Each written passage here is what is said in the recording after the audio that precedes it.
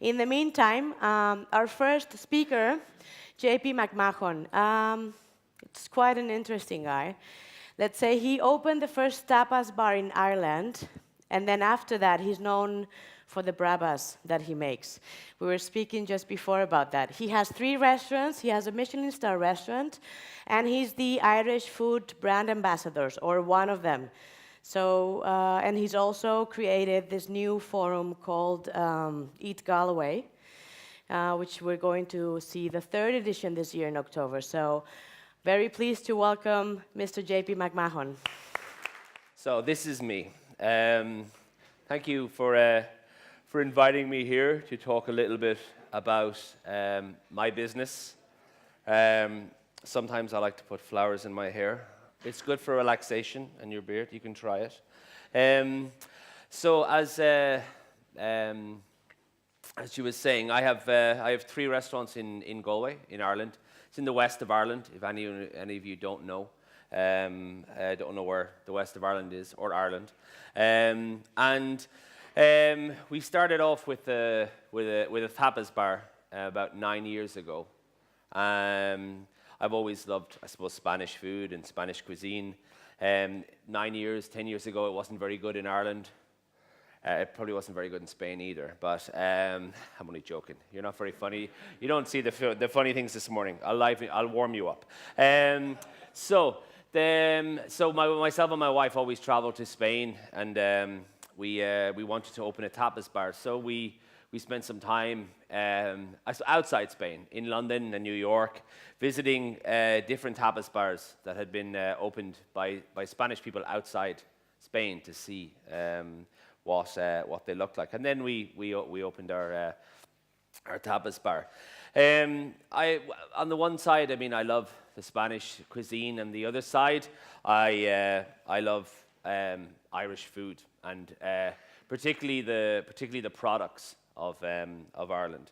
When you talk about Irish food, most people, and probably even me, it's very hard to define it, because not only are we in close proximity to in England, but they owned us for about 800 years, and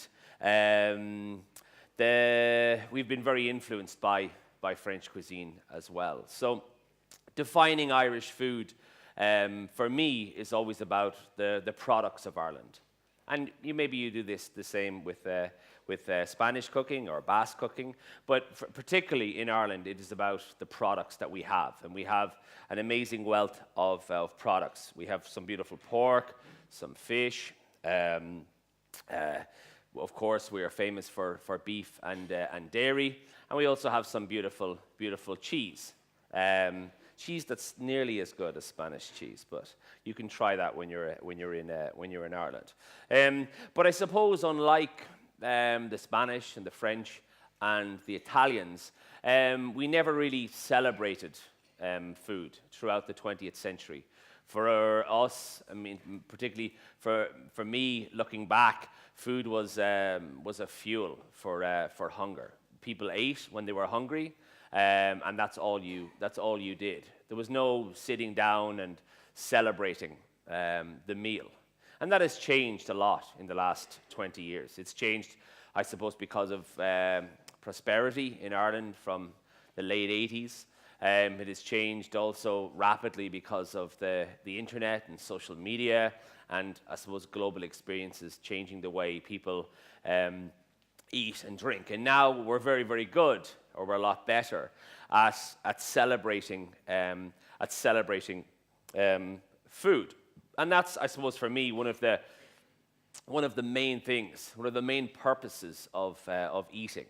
And in all of our 3 restaurants, the main purpose is to celebrate food and for people to take pleasure from food. And it's often something we forget, particularly, I think, in Ireland. My parents' generation are still of the generation that you eat when you're hungry and then you leave the table. And there is no familial or communal aspect of talking and drinking. And so when we opened our first restaurant 9 years ago, the thing that I liked most about Spanish food was the sense of being together And maybe if a lot of you are Spanish, you mightn't, I suppose that mightn't be at the forefront of your mind when you think of Spanish food. But from an outsider, it's about eating together and sharing things. And the Irish aren't very good at eating together or sharing things, so we introduced them to that idea. And it took a very long time. Not only did they say the food is very small, where is the rest of it? Because we were giving them tapas. They also didn't like sharing. They were like, where is my food? Why is my food over there? And this might seem, again, like a normal thing for you guys, but a lot of people, it took a lot of people a long time to get used to the idea of sharing. Of course, the women understood it first. Maybe women are better at sharing than men. And maybe they enjoy more wine, but sometimes 80 or 90% of our guests are female because they like to talk and drink, whereas the men like to just sit down and drink and not share their food. I remember one day in the restaurant, we had 69 women and 1 man, okay? So, and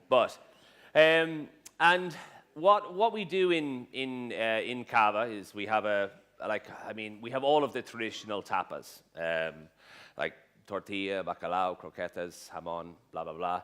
And then I suppose our emphasis is on using the best Irish produce that we can find. So our fresh meat, our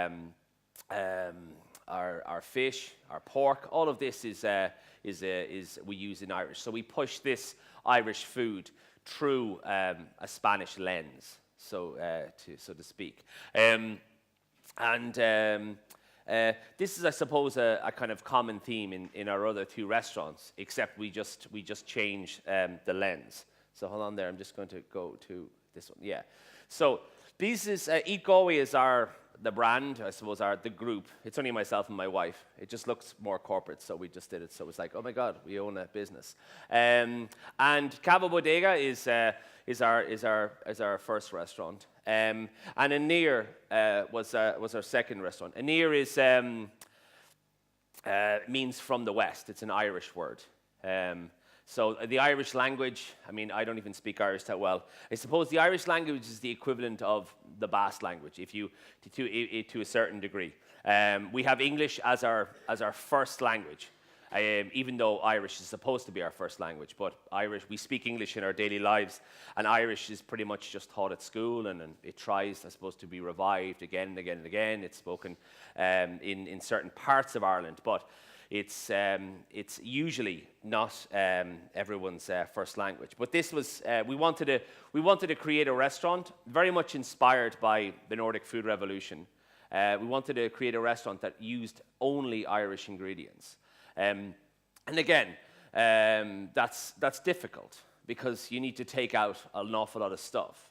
I mean, first you take out chocolate, and then you take out pepper, and then you take out lemons, and then you just keep on taking out things, olive oil. And then when we took everything out, we said, well, what can we build from that? So again, very, very inspired by Nordic restaurants such as Noma. It's a very small restaurant. It has 24 seats. It used to have 28, but I'm trying to make it smaller, just to annoy my accountant. So I want to make it into 20 seats if I can. And it has, as someone said, it has a Michelin star. We never set out to get a Michelin star. We opened a restaurant. We did what we did, and we were awarded a Michelin star 6 years ago. And it was like an avalanche hitting the restaurant, because not only were we doing something new and experimental, we were just putting Irish food on a plate. And of course, you'd imagine that not to be very radical, but a lot of people saw it was very, very radical when they said, can I get some black pepper? And we said, we don't use it in the restaurant. People get very upset about food, which I'm sure you know in Spain. And so we just ticked along for the first year and the year and a half, and then we were awarded a Michelin star.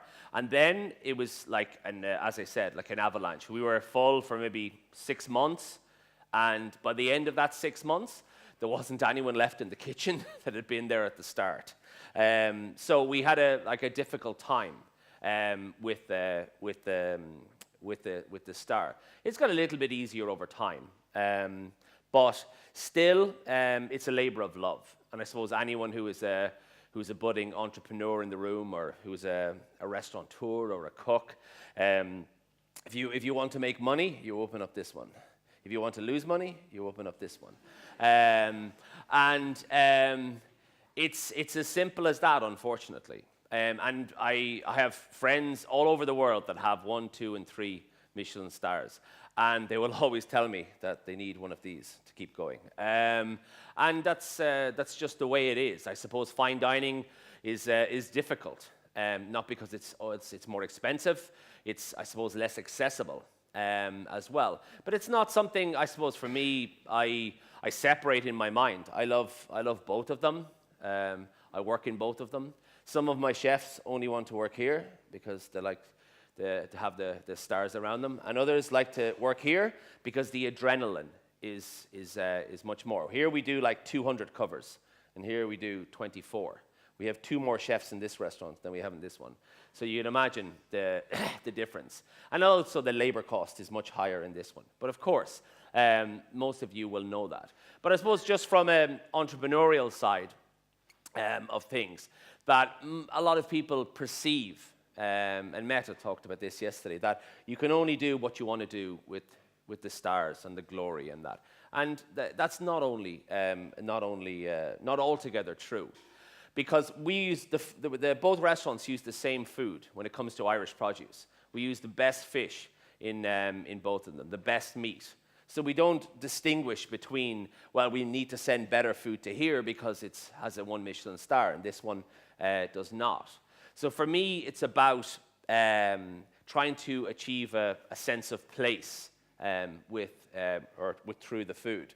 And our last restaurant was a gastropub, a pub that we wanted to, I suppose, again, pub food in Ireland isn't usually very good. Maybe they're like tapas bars in, I don't know, Malaga or somewhere where you have a lot of tourists, and you just pump out food for the tourists, and you don't really care about what the food tastes like. Okay, I presume no one here has one of those tapas bars, so I won't upset anyone. But you all know them. So we wanted to do a pub that used the best beef to produce a burger, and the best beef to produce a steak, or the best fish to make a fish and chips. And that was our only objective, was to say, how can we take the best food and give it to people in an environment where they're not used to getting the best food? And again, we're still there, it's 5 or 6 years. It's always difficult. It is always going to be more difficult when you use the best food. Because not only do you have to pay more, when you buy the best food, you need people that are skilled enough to be able to treat that food with respect. So all these things add up, and of course it makes it more expensive. And the difficulty, I suppose, with using premium produce is that you make less money, and that's a simple, I suppose, economic fact.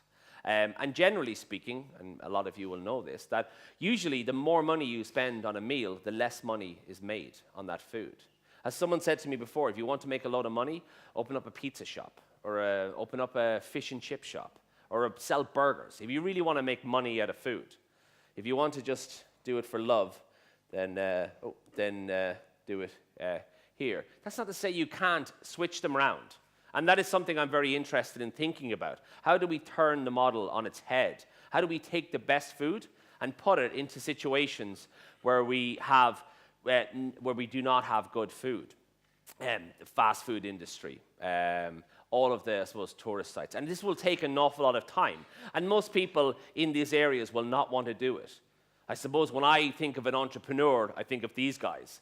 I think of how can I make the most amount of money in the shortest amount of time? And for me, that is not a good food philosophy. For me, a food philosophy is, how can I make money and support my staff and our producers? So these are some of our farmers. This is our fishmonger. He's from Brittany. He's lived in Ireland for many years. He worked in the Paris fish markets. He knows fish. This is our chicken farmer. He does turkeys as well, and ducks. This is one of our organic vegetable farmers. And these are our pork, beef, and lamb farmers. So I know them all personally.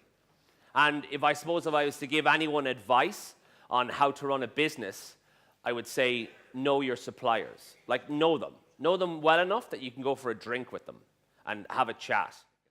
A chicken that is 1 day old costs about €1 in Ireland. So I don't know what it costs in Spain.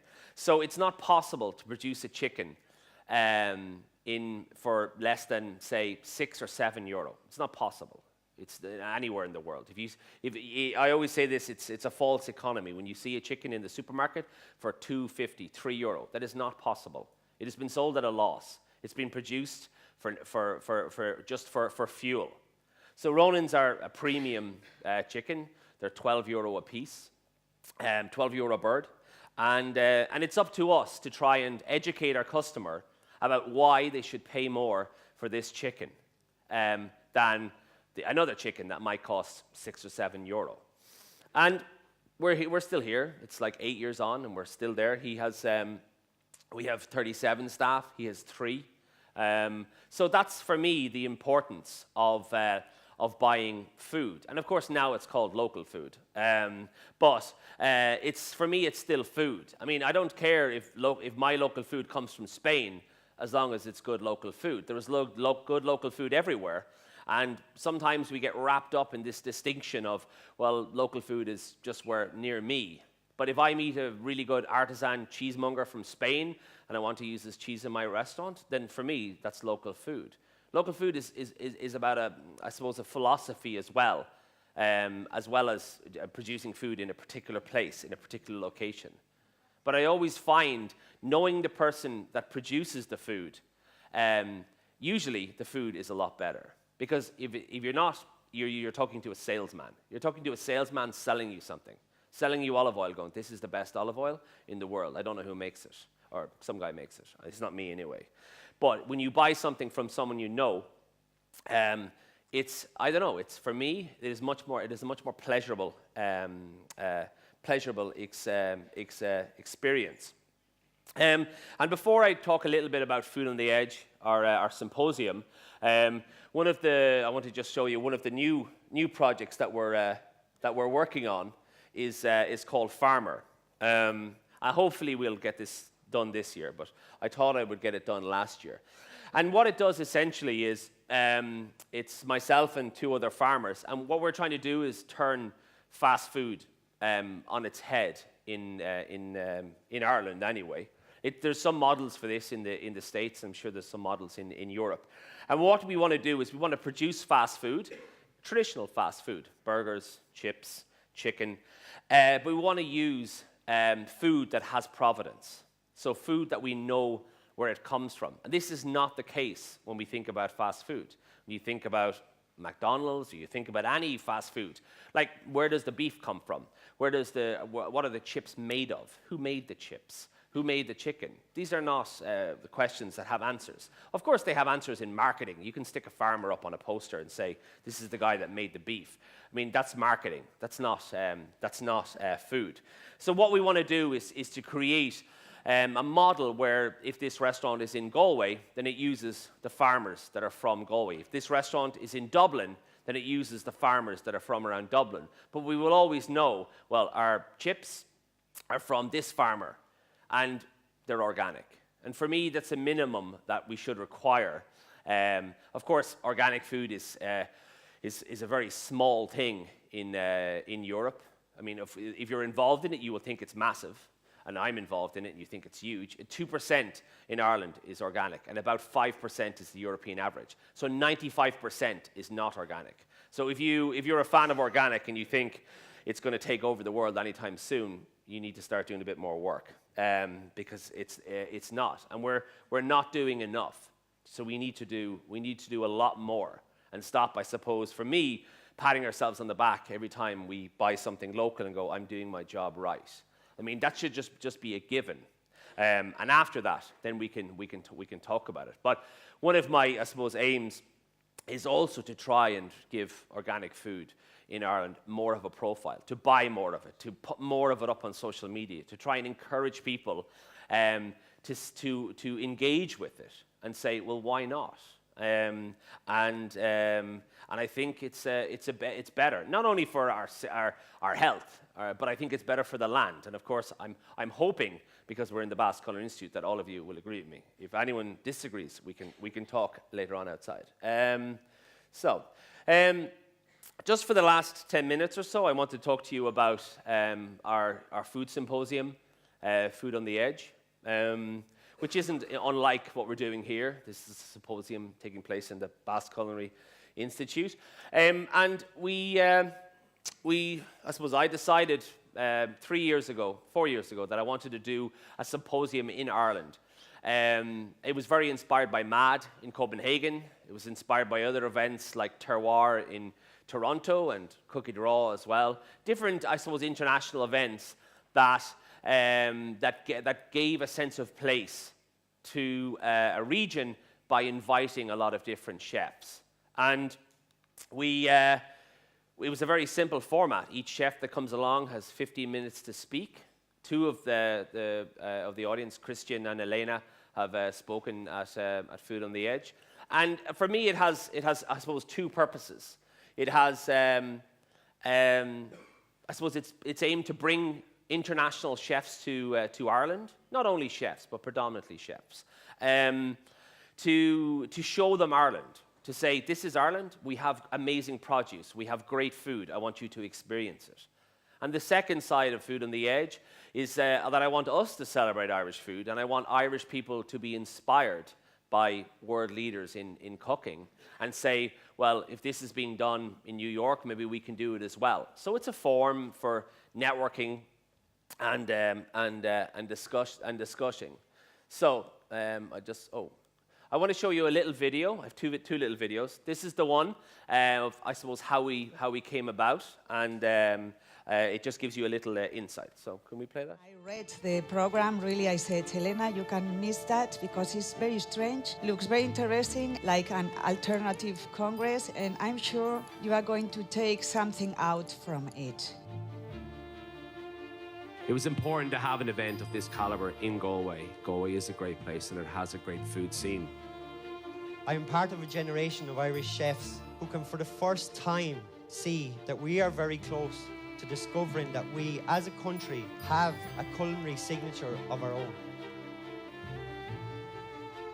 So I've been here for the last 2 days and I've seen and listened to almost every presentation, and it's pretty much like them speaking to me, and it's about what I can take from it as a young chef who's just starting my journey in food and where it can take me. The future comes from the past. Not just about your Guinness or your bacon or your cabbage or your barley. We have such good produce that we need to learn how to represent it. The West of Ireland is a great place to have a restaurant to make food. I think it has some wonderful producers. Farmers actually taking the initiative to go a step further to provide a better product for the chefs. We are an international community of people with similar minds. We're a family of sorts. We share values. We need to exchange.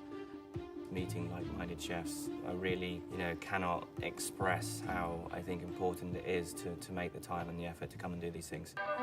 The main purposes was to get you all here and listen to chefs speak, but I also wanted you to meet them all. I put all these elements together not knowing what it would add up to, but it added up to something like truly amazing because of all you guys.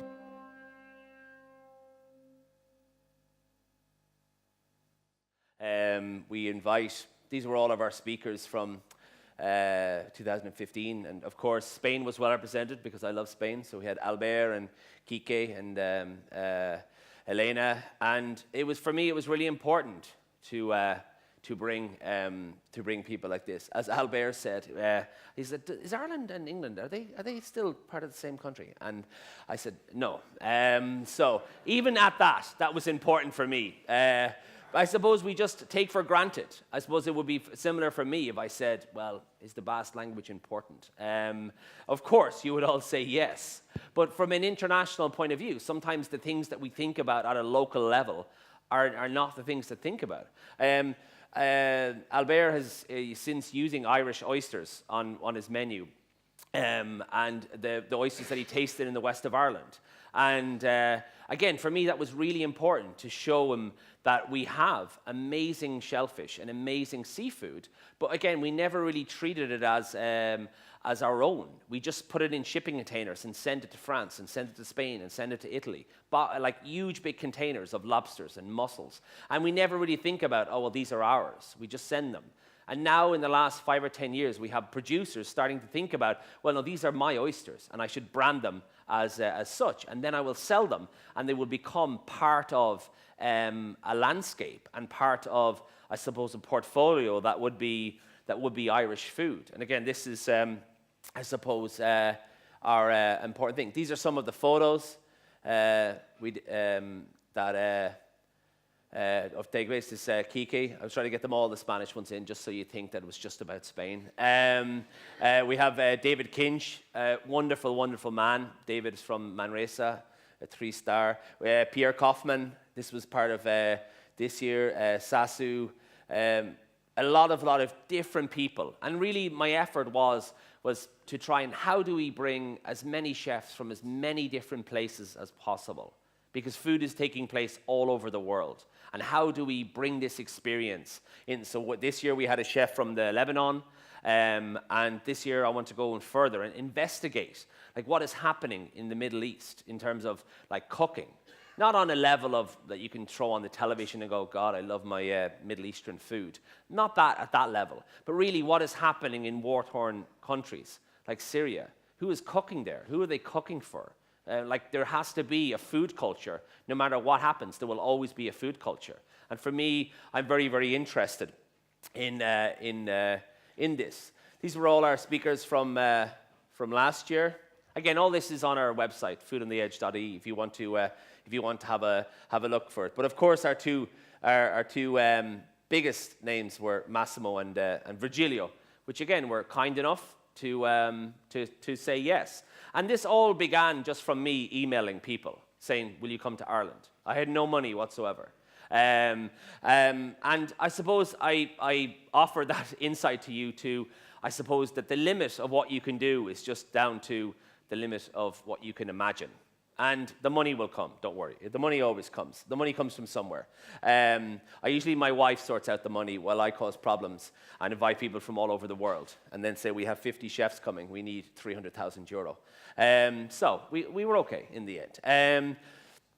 But as the structure of 2 days, 50 speakers, 40 talks, and then importantly, we bring all of the speakers around a part of Ireland to show them the food. And this part is just as important as listening to the 450 people listening to all of the talks. It's really important to take 2 days out and reflect and to think about our food. Some more of us. This is we're on one of the islands off the coast of the most westerly point of Europe is the Aran Islands. This massive cliff. This is Mark Best, wonderful Australian chef, who just said, yeah, I'll come. Didn't even ask me what it was about. I just sent him an email saying, Mark, will you come to Ireland? I'm organising a conference. So again, it took, I suppose, a lot of guts. But I suppose for me, I just felt like I was doing something normal.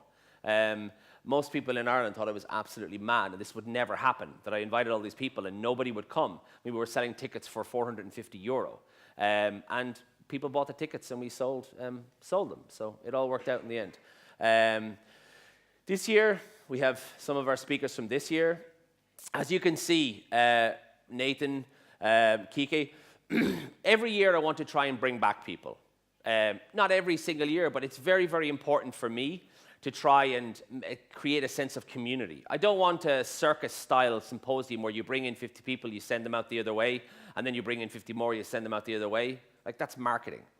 For me, I'm trying to create a family of people that will know Ireland and that will appreciate it. And this year will be Nathan's 3rd year, and now he is starting to get to know Irish food and Irish producers. And so for me, it's very, very important to mix this. And it's also very important for me to combine really high-profile chefs like Massimo Bottura with chefs that I don't know, that like Danny Barry is she's the only female chef in Ireland with a Michelin star. I doubt anyone would know her. Liana feeds the Olympic team in Vancouver, in Canada, in the Olympic Stadium. And just very, very different people from very, very diverse and different backgrounds. But all of them love food, and all of them, I suppose, see food as part of an experience. These were our stats, because again, when you talk about being an entrepreneur and trying to create action, that when you go look for money, people want statistics, always. And I get people to collect them because I just say, it's all fine, it's grand, people are coming. But our PR team, but this is just to show you like the power of doing something in your own backyard. We had like 46.2 million online readership. With like all of them, loads and loads of people looked at it, like from all over the world. And social media was a massive tool in this, Twitter and Instagram. And we put a lot of effort into collecting all of that data because it's a tool and we should use it. And people talk about, I suppose, social media as being on the negative side of food sometimes, but it is both. It is on the negative side because we're photographing our food and we're forgetting to enjoy it and talk to our friends.